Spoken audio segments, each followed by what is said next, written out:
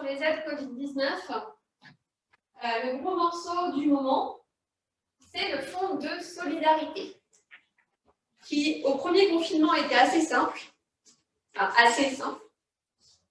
et qui à partir du deuxième confinement est devenu, j'ai envie de dire, vraiment une usine à gaz. Non mais c'est vrai, ils changent tous les mois. Ils nous ont créé des secteurs, donc annexe 1 est fermé, annexe 1 bis, annexe 2, annexe 3. Et aujourd'hui, il est vrai que c'est très très compliqué. En plus, il y a des petites lignes qu'on ne maîtrise pas, qu'on apprend après, et qui sont totalement pas logiques, malheureusement. Effectivement, pour janvier 2021, donc la demande est à réaliser au plus tard pour demain. Le 30 ? On est le 30, demain le 31. 31 mars pour effectivement la demande de janvier. Et il faut bien déterminer dans quel cas vous êtes. Si effectivement vous êtes fermé administrativement, j'ai envie de dire c'est le cas le plus simple. Puisque vous avez effectivement soit 20% de votre chiffre d'affaires de référence de 2019, soit montant de la perte de chiffre d'affaires dans la limite de 10 000 euros. Il faut savoir que le chiffre d'affaires à prendre en compte, c'est bien 2019, ce qui n'est pas forcément logique non plus, puisque janvier, février 2020, vous étiez ouvert, et que vous avez pu faire plus de chiffre d'affaires que sur 2019. Donc, malheureusement, c'est bien, on nous a bien rappelé que c'était 2019 à prendre en compte et pas 2020. Après, effectivement, sur les secteurs annexe 1, il faut déterminer la perte de chiffre d'affaires. Et en fonction de la perte de chiffre d'affaires, l'aide est différente. Et pour les annexes 2 et 3, alors de mémoire, l'annexe 3, c'est selon les régions, ou en tout cas les départements, et forcément le nôtre pour le moment n'est pas concerné, puisqu'on ne fait pas partie des départements en zone rouge. Et là, la perte de chiffre d'affaires doit être effectivement de plus de 50%. En fait, là, le fonds de solidarité, il est assez facile à obtenir. La seule chose qui est compliquée à faire, j'ai envie de dire, c'est de calculer le chiffre d'affaires. Parce qu'effectivement, qu'est-ce qu'on prend en compte? Est-ce qu'on prend le chiffre d'affaires de l'année précédente, tout simplement? Est-ce qu'on prend le chiffre d'affaires moyen? Mais j'en ai aujourd'hui, moi j'ai des clients qui gagnent plus en fonds de solidarité que le chiffre d'affaires. Pour février, effectivement, je ne vous refais pas le détail parce qu'on a encore des changements. Il faut que la demande soit faite au plus tard le 30 avril 2021. Le chiffre d'affaires, c'est toujours celui de 2019 à prendre en compte. Et là, attention, si vous prenez le chiffre d'affaires 2019 de février 2019, pour les aides qui suivent mars, avril, je ne sais pas jusque quand, vous serez obligé de prendre mars 2019, avril 2019. Si vous prenez un chiffre d'affaires moyen sur 2019, vous serez obligé de conserver le chiffre d'affaires moyen de 2019. C'est-à-dire que votre façon de calculer le fonds de solidarité pour février 2019 entérinera comment vous le calculerez sur les mois d'après. L'aide financière exceptionnelle, CPSTI, donc là c'est en lien avec TURSAF notamment. Ça, on a beaucoup de clients qui l'ont reçu. C'était pour effectivement les assurés indépendants qui subissaient une fermeture administrative sur le deuxième confinement, donc ça concernait beaucoup de monde. Elle est d'un montant de 1 000 € pour les artisans, commerçants et professions libérales et 500 € pour les auto-entrepreneurs. Il y avait un dossier qui était à faire en ligne auprès de l'URSSAF. Je sais qu'ils ont. Alors, c'est toujours pareil. Hein. Ça, c'est les grandes lignes. Et après, il y avait les petites lignes, notamment justement les dirigeants qui étaient sur des holdings n'y avaient pas le droit, alors qu'ils cotisent de la même façon. Mais comme le holding n'est pas fermé administrativement parlant, ils n'avaient pas le droit. C'est pas grand-chose, mais bon, voilà, c'est toujours ça de prix, en sachant que je ne l'ai pas dit, mais les fonds de solidarité et cette aide-là ne sont pas imposables, ni à l'impôt sur les sociétés, ni aux cotisations sociales. Donc ça reste intéressant. C'est la date d'ouverture.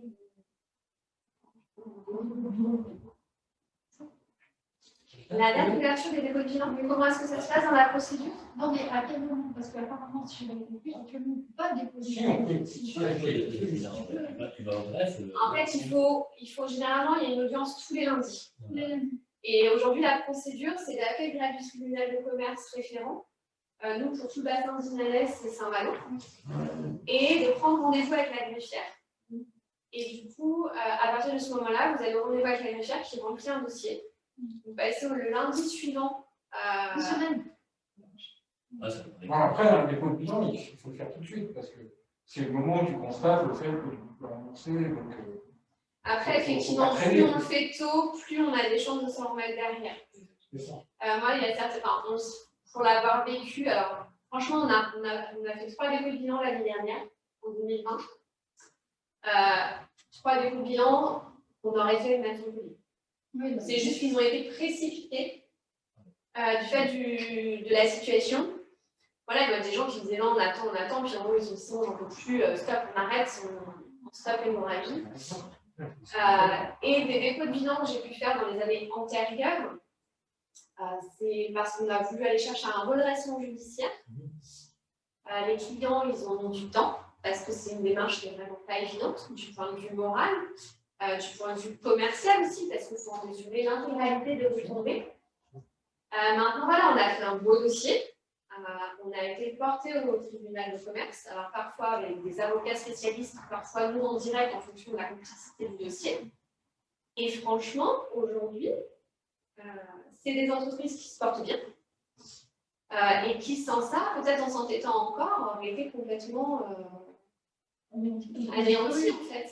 Et c'est vrai que le dépôt de bilan peut parfois, malheureusement, être une solution. C'est vrai qu'aujourd'hui, alors, encore une fois, je ne présume pas 2021 parce que là, on ne sait pas trop où on va. Et puis, ce qu'on entend en ce moment, là, depuis une semaine ou deux sur notre secteur, voilà, c'est quand même pas joli. Mais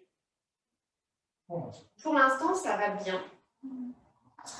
Et puis, on a aussi, il faut reconnaître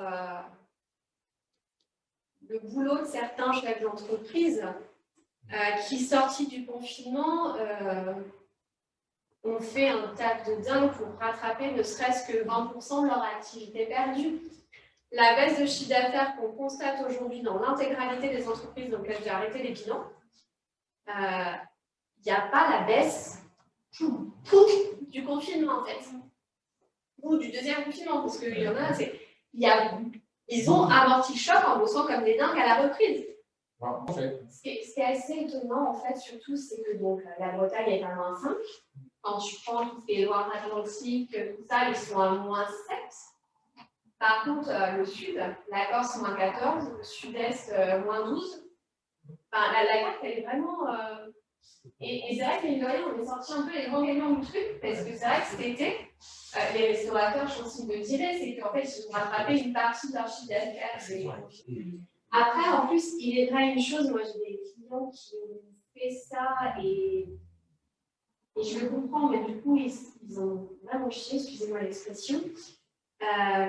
Ils ont choisi de ne pas forcément prendre d'extra, ou en tout cas pas autant que ce qu'ils auraient fait dans un contexte traditionnel, et du coup, ils ont aussi eu moins de charges. Et ce qui n'est pas à négliger quand même, alors c'est pas souhaitable et c'est pas acceptable, mais en tout cas dans les bilans, ça a forcément un poids assez lourd habituellement, c'est tout ce qui est frais de déplacement, frais de formation.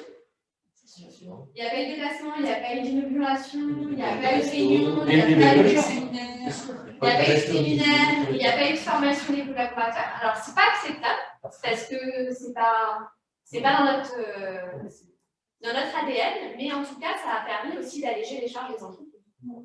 Mais tu vois, là, quand même, on a aussi une réflexion, je l'ai entendu en fait aussi. Si on prend des secteurs fermés aujourd'hui, donc on va parler principalement de la restauration, il faut savoir qu'il y a certains salariés de la restauration qui sont partis bosser ailleurs, qui peuvent cumuler le chômage partiel plus un salaire à la fin dans une usine ou autre. Oui, pas mal.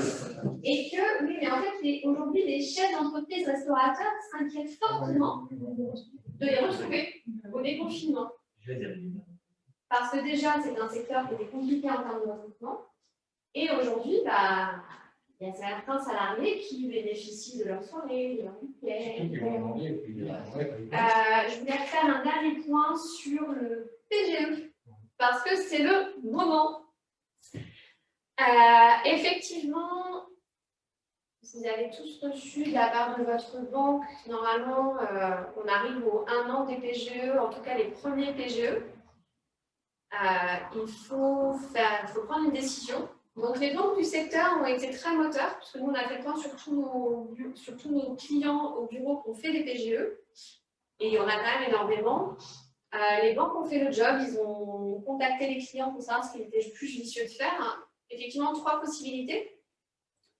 Remboursement total à l'issue de la première année, remboursement partiel à l'issue de la première année, plus amortissement du sol avec un choix de durée, ou amortissement en totalité du prêt avec choix sur la durée.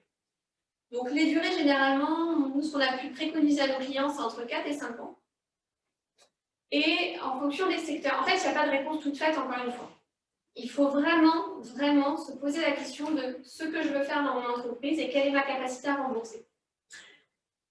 On a conseillé aux restaurateurs, notamment, que sans vision, il était peut-être plus judicieux d'utiliser le différé d'un an supplémentaire avec un amortissement sur les 4 années qui suivent, vu qu'on ne sait pas aujourd'hui à quel moment ils vont pouvoir générer du chiffre. Certaines personnes qui avaient des prêts en cours à des taux peut-être moins intéressants, pourquoi pas utiliser le PGE pour rembourser en anticipé ces prêts-là. D'autres personnes, effectivement, qui avaient des projets d'investissement, surtout ne pas utiliser le PGE pour investir. Si vous êtes dans une situation où vous êtes en capacité d'emprunter auprès de votre banque, vous pouvez bénéficier d'une durée plus longue et d'un taux plus intéressant. Donc, tout ça, c'est vraiment des simulations à faire. Il faut vraiment bien se poser la question de l'activité à court terme, moyen terme et des projets pour votre entreprise avant d'effectivement s'arrêter sur un choix. Et ne pas hésiter à faire le point avec son banquier et avec son expert comptable.